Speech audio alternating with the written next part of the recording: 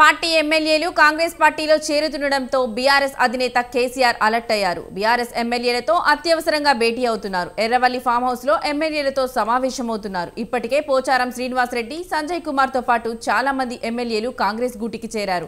తాజాగా మరో ఎమ్మెల్యే గూడెం మహిపాల్ రెడ్డి పార్టీని వీడతారనే ప్రచారం నేపథ్యంలో కేసీఆర్ అత్యవసరంగా సమావేశమవుతున్నారు. ఎమ్మెల్యేలు పార్టీని వీడకుండా అలర్ట్ అయిన కేసీఆర్ మరింత మంది ఎమ్మెల్యేలు చేజారిపోకుండా ముందస్తు ప్రణాళికలతో ఉన్నట్లు తెలుస్తోంది.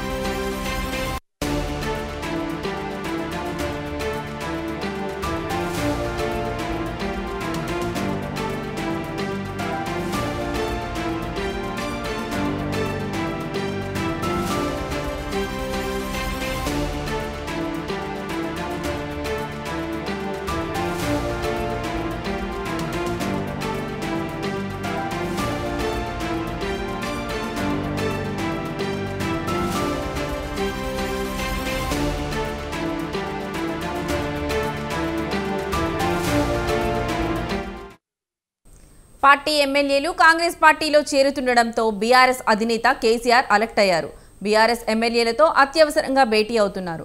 ఎర్రవల్లి ఫామ్ హౌస్ లో ఎమ్మెల్యేలతో సమావేశమవుతున్నారు. ఇప్పటికే పోచారం శ్రీనివాసరెడ్డి, సంజయ్ కుమార్ తో పాటు చాలా మంది ఎమ్మెల్యేలు కాంగ్రెస్ గూటికి చేరారు. తాజాగా మరో ఎమ్మెల్యే గూడెం మహిపాల్ రెడ్డి పార్టీని వీడతారనే ప్రచారం నేపథ్యంలో కేసీఆర్ అత్యవసరంగా సమావేశమవుతున్నారు.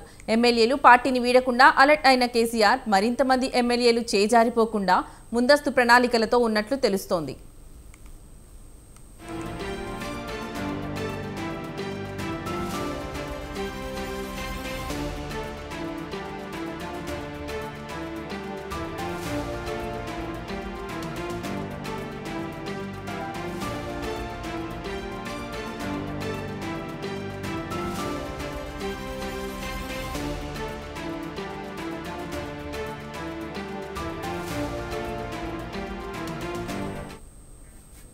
పార్టీ ఎమ్మెల్యేలు కాంగ్రెస్ పార్టీలో చేరుతుండడంతో బీఆర్ఎస్ అధినేత కేసీఆర్ అలర్ట్ అయ్యారు. బీఆర్ఎస్ ఎమ్మెల్యేలతో అత్యవసరంగా భేటీ అవుతున్నారు.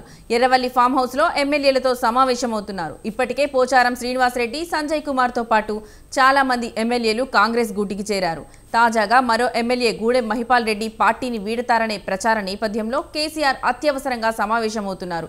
ఎమ్మెల్యేలు పార్టీని వీడకుండా అలర్ట్ అయిన కేసీఆర్ మరింత మంది ఎమ్మెల్యేలు చేజారిపోకుండా ముందస్తు ప్రణాళికలతో ఉన్నట్లు తెలుస్తోంది. దీనికి సంబంధించిన మరింత సమాచారం మా ప్రతినిధి సవీన్ లైవ్ లో అందిస్తారు. సవీన్, చెప్పండి. గత కొద్ది రోజులుగా బీఆర్ఎస్ అధినేత మాజీ ముఖ్యమంత్రి కేసీఆర్ ఫామ్ హౌస్లోనే ఉంటున్నారు. ఫామ్ హౌస్ నుంచే పార్టీ కార్యక్రమాలను పర్యవేక్షిస్తున్నారు. బీఆర్ఎస్ పార్టీ ముఖ్య నేతలు కేటీఆర్ కావచ్చు, హరీష్ రావు కేసీఆర్ను ఫామ్ హౌస్లోనే కలుస్తూ ప్రస్తుత రాజకీయ పరిణామాలపై మాట్లాడుకుంటున్నారు. అదేవిధంగా బీఆర్ఎస్ పార్టీ ముఖ్య నేతలు కావచ్చు, వివిధ జిల్లాలకు సంబంధించినటువంటి ఎమ్మెల్యేలు, ఎమ్మెల్సీలు ఫామ్ హౌస్లోనే జిల్లాల వారీగా కేసీఆర్తో భేటీ అవుతూ వస్తున్నారు. తాజాగా పోచారం శ్రీనివాసరెడ్డి, జగిత్యాల ఎమ్మెల్యే సంజయ్ కుమార్ చేరికతో బీఆర్ఎస్ పార్టీ నుంచి కాంగ్రెస్ పార్టీలో చేరిన ఎమ్మెల్యేల సంఖ్య 5కు చేరుకుంది. అంతకుముందు తెల్ల వెంకట్రావు, కడియం శ్రీహరి, అదేవిధంగా దానం నాగేందర్ బీఆర్ఎస్ నుంచి కాంగ్రెస్ పార్టీలో చేరితే తాజాగా పోచారం శ్రీనివాసరెడ్డి, జగిత్యాల ఎమ్మెల్యే సంజయ్ కుమార్ చేరికతో 5గురు ఎమ్మెల్యేలు కాంగ్రెస్ పార్టీలో చేరినట్లయింది. మరికొంతమంది ఎమ్మెల్యేలు కూడా బీఆర్ఎస్ పార్టీ నుంచి కాంగ్రెస్ పార్టీలో చేరతారనే ప్రచారం జరుగుతున్న నేపథ్యంలో బీఆర్ఎస్ పార్టీ అలర్ట్ అయింది. ముఖ్యంగా బీఆర్ఎస్ అధినేత కేసీఆర్ ఎమ్మెల్యేలతో ఎప్పటికప్పుడు సంప్రదింపులు జరుపుతున్నారు. వారిని ఫామ్ హౌస్కు పిలిపించుకొని మాట్లాడుతున్నారు. ముఖ్యంగా పార్టీ మారకుండా 5 ఏళ్లు ప్రధాన ప్రతిపక్షంగా తెలంగాణలో కాంగ్రెస్ పార్టీ ప్రభుత్వంపై పోరాటం చేద్దాం. వచ్చే అసెంబ్లీ ఎన్నికల్లో ఖచ్చితంగా బీఆర్ఎస్ పార్టీ అధికారంలోకి వస్తుంది, భవిష్యత్తు మనదే అంటూ బీఆర్ఎస్ అధినేత కేసీఆర్ భరోసా ఇస్తున్నారు. ప్రధానంగా కాంగ్రెస్ పార్టీ ఎన్నికల్లో గెలుపొందడానికి అనేక హామీలు ఇచ్చింది. ఇప్పుడు రైతు రుణమాఫీ కాంగ్రెస్ పార్టీ అమలు చేసినప్పటికీ రైతు బంధు ఇవ్వడానికి కాంగ్రెస్ పార్టీ ప్రభుత్వం దగ్గర డబ్బులు ఉండవు. అదేవిధంగా అనేక హామీలు అమలు చేయడానికి ప్రభుత్వం దగ్గర డబ్బులు ఉండవు. అదేవిధంగా అడ్మినిస్ట్రేషన్లో కూడా కాంగ్రెస్ పార్టీ ఫెయిల్యూర్ అవుతుంది. కాబట్టి ఖచ్చితంగా ప్రజలు మన వైపు చూస్తారనే భరోసాను ఎమ్మెల్యేలో బీఆర్ఎస్ అధినేత కేసీఆర్ కల్పిస్తున్నారు. కానీ స్థానికంగా క్షేత్రస్థాయిలో ఉన్న పరిస్థితుల ఆధారంగా ఎమ్మెల్యేలు పార్టీలు మారుతున్న పరిస్థితి మనకు కనపడుతోంది. ఎమ్మెల్యేలకు స్థానికంగా నియోజకవర్గాల్లో జిల్లాల్లో వ్యాపారాలు ఉంటాయి. అదేవిధంగా ఇసుక వ్యాపారాలు కావచ్చు, క్రషర్ వ్యాపారాలు కావచ్చు, మైనింగ్ వ్యాపారాలు, ఇట్లాంటి వ్యాపారాలను అడ్డుపెట్టుకుని అధికార పార్టీ వారిపైన ఒత్తిడి తెచ్చే ప్రయత్నం చేస్తోంది. ఎమ్మెల్యేలను పార్టీలో చేర్చుకుంటే బీఆర్ఎస్ పార్టీని దెబ్బ కొట్టవచ్చనే ధీమాలో కాంగ్రెస్ పార్టీ అధిష్టానం ఉన్నట్లుగా తెలుస్తోంది. అందులో భాగంగానే సీఎం రేవంత్ రెడ్డి నేతృత్వంలో ఆపరేషన్ ఆకర్ష్కు కాంగ్రెస్ పార్టీ తెరదీసింది. ఇప్పటికే 5 ఎమ్మెల్యేలను కాంగ్రెస్ పార్టీ బీఆర్ఎస్ పార్టీ నుంచి కాంగ్రెస్ పార్టీలో చేర్చుకుంది. మరికొంతమంది గ్రేటర్ హైదరాబాద్కి చెందిన ఎమ్మెల్యేలను సైతం కాంగ్రెస్ పార్టీలో చేర్చుకునేందుకు రంగం సిద్ధం చేసుకుంది. ఇప్పటికే సీఎం రేవంత్ రెడ్డి ఢిల్లీ వెళ్లారు. తాజాగా కాంగ్రెస్ పార్టీలో చేరిన పోచారం శ్రీనివాసరెడ్డిని వెంటబెట్టుకుని ఢిల్లీకి వెళ్లారు. కాంగ్రెస్ పార్టీ అధిష్టానానికి పోచారం శ్రీనివాసరెడ్డిని పరిచయం చేశారు. పోచారం శ్రీనివాసరెడ్డిని కేబినెట్లోకి తీసుకునే అవకాశం కూడా ఉన్నట్లుగా తెలుస్తోంది. మరోవైపు హైదరాబాద్ నగరానికి సంబంధించిన 2 ఎమ్మెల్యేలను కాంగ్రెస్ పార్టీలోకి తీసుకొని వారికి కూడా రాష్ట్ర కేబినెట్లో అవకాశం కల్పిస్తారనే చర్చ పెద్ద ఎత్తున జరుగుతోంది. 2014, 2018 2 అసెంబ్లీ ఎన్నికల్లో కాంగ్రెస్ పార్టీ ఎట్లాంటి వ్యూహాన్ని కాంగ్రెస్ పార్టీ పైన బీఆర్ఎస్ ఎట్లాంటి అస్త్రాన్ని ప్రయోగించిందో ఈసారి బీఆర్ఎస్ పార్టీపై కాంగ్రెస్ పార్టీ అట్లాంటి అస్త్రాన్ని ప్రయోగించబోతోంది. ముఖ్యంగా దాదాపు 20 మందికి పైగా ఎమ్మెల్యేలను తమ పార్టీలో చేర్చుకుంటే బీఆర్ఎస్ ఎల్పీని కాంగ్రెస్ పార్టీ ఎల్పీలో విలీనం చేసుకోవచ్చని భావిస్తోంది. అందులో భాగంగానే ఇప్పటికే 5 ఎమ్మెల్యేలను చేర్చుకున్న కాంగ్రెస్ పార్టీ మరికొందరు ఎమ్మెల్యేలను చేర్చుకునేందుకు రంగం సిద్ధం చేసుకుంటోంది.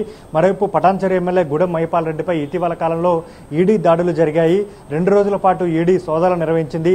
పటాన్చెరు ఎమ్మెల్యే గూడెం మహిపాల్ రెడ్డితో పాటు ఆయన సోదరుడు మైనింగ్ వ్యాపారాలు నిర్వహిస్తూ ఉంటారు. వారి వ్యాపారాలపైన ఈడీ దాడులు చేసిన తర్వాత గూడెం మహిపాల్ రెడ్డి ఢిల్లీ వెళ్లారు. ఢిల్లీ వెళ్లి బీజేపీలో చేరతారనే ప్రచారం జరుగుతున్న నేపథ్యంలో ఈ అంశంపై గూడెం మహిపాల్ రెడ్డి స్పందించారు. తాను కేవలం ఈడీ సోదాలు జరిపిన నేపథ్యంలో ఢిల్లీలో సుప్రీంకోర్టు లాయర్లను కలిసి తమ వివరాలను తెలియజేసేందుకే ఢిల్లీ వెళ్లినట్లుగా తెలుస్తోంది. మరోవైపు కేంద్ర ప్రభుత్వం దృష్టి సారించి ఈడీ, సిబిఐ, ఐటీ దాడులు జరుపుతున్న ఎమ్మెల్యేలు బీజేపీ వైపుకు చూస్తున్నట్లుగా ప్రచారం జరుగుతోంది. బీజేపీ వైపు ఎంతమంది ఎమ్మెల్యేలు మొగ్గు చూపుతారు, బీఆర్ఎస్ నుంచి కాంగ్రెస్ పార్టీ వైపు ఎంతమంది ఎమ్మెల్యేలు చేరతారనేది ఇక్కడ ప్రధాన అంశంగా మారిందని చెప్పుకోవచ్చు. మెజారిటీ ఎమ్మెల్యేలు మాత్రం రాష్ట్రంలో కాంగ్రెస్ పార్టీ అధికారంలో ఉంది కాబట్టి స్థానికంగా నియోజకవర్గాల్లో అభివృద్ధి కార్యక్రమాలు, ప్రోటోకాల్ అంశాలు, అదేవిధంగా వ్యాపార కార్యకలాపాలను నిర్వహించుకోవడం కోసం కాంగ్రెస్ పార్టీ వైపుకే చేరే అవకాశం కూడా మనకు కనపడుతుంది. ఆ రకంగానే బీఆర్ఎస్ ఎమ్మెల్యేలు కాంగ్రెస్ పార్టీలో చేరేందుకు వ్యూహాత్మకంగా అడుగులు వేస్తున్నారు. ఇప్పటికే పలువురు ఎమ్మెల్యేలు ముఖ్యమంత్రి రేవంత్ రెడ్డిని మర్యాదపూర్వకంగా కలిశారు.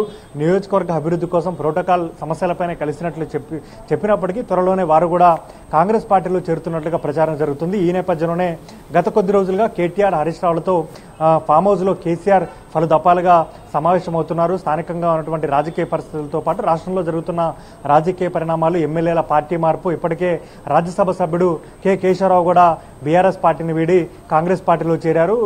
హైదరాబాద్ నగర మేయర్ విజయలక్ష్మి కూడా బీఆర్ఎస్ పార్టీని వీడి కాంగ్రెస్ పార్టీలో చేరిన పరిస్థితి మనకు కనపడుతుంది. ఇట్లా అనేక మంది బీఆర్ఎస్ పార్టీకి సంబంధించిన ఎమ్మెల్యేలు, ఎమ్మెల్సీలు, రాజ్యసభ సభ్యులు కూడా ఇప్పటికే పార్టీ మారిన నేపథ్యంలో మరికొద్ది రోజుల్లో ఎమ్మెల్సీలు కూడా పార్టీ మారుతారు. బీఆర్ఎస్ పార్టీ ఎల్పీని కాంగ్రెస్ ఎల్పీలో విలీనం చేసి దాదాపు 20 మందికి పైగా ఎమ్మెల్సీలు పార్టీ మారేందుకు సిద్ధంగా ఉన్నట్లు ప్రచారం జరుగుతున్న నేపథ్యంలో బీఆర్ఎస్ పార్టీ అధినేత కేసీఆర్ ఎప్పటికప్పుడు రాజకీయ కదలికలను గమనిస్తున్నారు. బీఆర్ఎస్ ముఖ్య నేతలతో సమావేశమవుతున్నారు.